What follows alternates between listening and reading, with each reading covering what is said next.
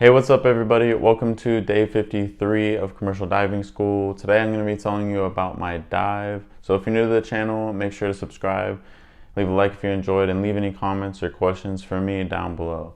So today was another diving day. We actually did not do any scuba diving today. It was just all regular diving stuff on dive station, more underwater construction, stuff like that. And I got to dive today for 3 hours. So I needed lots of bottom time because it's coming up to the end of the week, and next week we're going to be welding topside the whole week, so we're not going to really be getting any bottom time before the end of the junior module. So I got to dive for 3 hours. I actually did 3 different things. First, I got to use a lift bag to lift up object, and second, I got to use a barnacle buster. So it's hydraulic powered, and it basically has a handle and a trigger, and then another grip handle, and then it spins, and the wheel's about this big, and it has kind of like nubbed or rounded off teeth. And it's basically called a barnacle buster because it busts off all the barnacles of like a concrete pile and everything. So, and then the third thing I did was basically just searched around for stuff for the rest of the dive. So I'm going to tell you about each thing in more detail, starting with the lift bag. So lift bags, if you don't know already, you basically, it's like bag, and you can fill it with air. And that's what I was talking about in a previous video, was that your pneumo hose, so your pneumatic hose that they can check your depth with. It also can be used as auxiliary air, and that when it's called shooting the pneumo, whenever they turn on the pneumo air topside, then bubbles will shoot out of that hose, and you can basically tell them, hey, topside, I got bubbles. So that's a common thing that you would do. And a common use for your pneumo air is to fill up a lift bag. Lift bags can be pretty dangerous, so we're learning how to use them. And what I mean by that is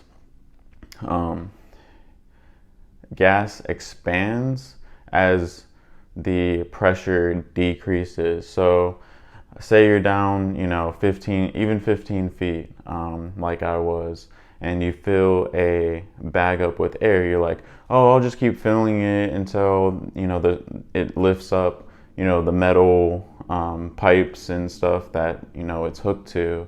I'll just keep filling it, and then when it starts to rise, that'll be good, that'll be great, it'll just ride up to the surface. Wrong. That's bad. You don't want to do that, because you can overfill it, and then as it starts carrying it, it's going to start carrying it pretty slowly, and then it starts going faster because the air is expanding, creating more displacement, and it starts rushing faster. Like the higher it goes, the lift bag, the faster it will go to the surface, and it'll go so fast it'll shoot up, breach the surface of the water, tip over, all the air will come out, and then now you got nothing basically holding that heavy structure that the lift bag was attached to, and it's going to come right back down. So it can be pretty dangerous, but I was able to learn how to use it properly. You actually should fill it up like 4 seconds at a time. So, add some air to it, wait a second, wait for any, changes, like tug on it, see if it's any lighter. And then if it isn't, then you can add a little bit more air to it. And basically what you want is, you want it to start lifting up whatever it's attached to. So in this case, we called it the project. That's what we were calling what we were lifting with the lift bag. But basically it was a bunch of like metal I don't know how to explain it, so I'm just gonna call it like a bunch of metal that's all welded together. And so it's, I don't know how heavy, maybe like, 50 pounds max. But anyway, the lift bag was attached to that. And basically I just kept adding a little bit of air at a time until it was light enough to where like I could literally put like one finger on it, and then I can like lift this 50-pound, mass of metal with the lift bag. And so basically they told me to make it so that it's neutrally buoyant like that. And then once I'm done, carry it over, about 10 feet over. And then they wanted me to get more practice, so dump it out and then redo that process. So refill it with air, get it to where it's neutrally buoyant, and then carry it 10 feet back. So I did that, and then they wanted to bring all that metal topside with the chain fall. So they said, unhook it from the lift bag, hook it up to the chain, so we can bring it up, and then attach a line to the lift bag so we can pull the lift bag up. So I did all that stuff. It was pretty cool. I felt pretty accomplished getting that done, and my first time using a lift bag and getting to use one. So I like that I got the chance to do that. Second thing we did was use the barnacle, or I did was use the barnacle buster. I already told you a little bit about it. But it's pretty hard to use. Like, it's heavy. Like, you would think water would make it a little lighter, but it really doesn't. It's still heavy. It's very awkward because the two hydraulic hoses that are coming off of it go all the way to topside. So it's very hard to control it with those hoses attached because they're very, very stiff. And because they have to withstand the high pressure of the hydraulic fluid, and it's very hard to maneuver because you try to like go at different angles, and these hoses are just so stiff, they're like fighting against you. So it's like it basically uses like all your muscles in your arms to manipulate this barnacle buster. And a cool thing about the barnacle buster that I did not believe at first was that it uses centrifugal force to suction itself to a concrete pile.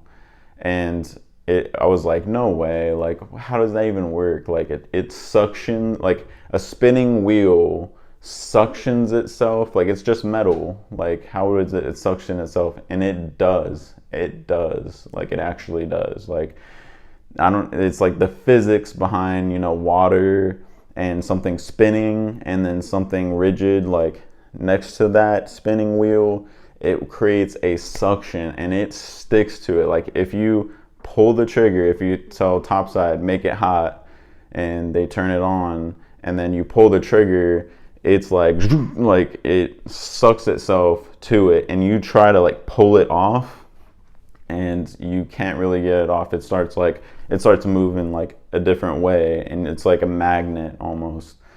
And so you can basically go around with it and knock all the barnacles off. I was kind of putting my hand on the end of the handle and then kind of like going like up like this, like up and down like motion, trying to get like a good pattern going and it really does. Like it will take like all these barnacles that would take forever to get off, and they're super sharp and everything, they're stuck on there, and it will get that concrete like back to brand new. Like it's so smooth. So very good experience using that thing, because now I know how to use it, because it's pretty common to clean things with tools and stuff like that. So the third thing that I got to do was basically just look for stuff. I didn't really find anything, but I wanted to share with you guys what other guys in my class have found, because it's pretty interesting. Like one guy found a Spyderco knife, and this knife is like over $100, and Spyderco is really good. I didn't even know they were a company before going to commercial diving school, but apparently they're used like so much in the commercial diving world. Like, divers just love them because they don't rust, and like you can use them for years as long as you don't lose them. Like, you could be diving and it could literally drop to bottom and you won't find it. And that's what somebody did previously, because one guy in our class found it, and it had like some rust on it, but it wasn't from the knife. It was from like other metal deteriorating and collecting on it. So he just, cleaned it off real quick, and it was like mint condition. So super lucky. Like, I want one of those knives, and he got so lucky finding one. One guy found a grill, like a Chevy truck like grill, in the water, and brought it topside. That was pretty cool. But all I found was some cans and bottles, like plastic and aluminum cans, so just trash. So but that was my 3-hour dive. It was overall a good day. This week, tomorrow we're diving again all day, and then Friday we're getting in one of the tanks and cutting off a slice of wood with a hydraulic powered chainsaw. So definitely looking forward to that. I'm gonna try to get as much footage as I can, and then this weekend I'm gonna do a week 11 video recap, and then next week we're welding. So stay tuned for all that stuff. That's all I have for you guys in this video. Thank you so much for watching.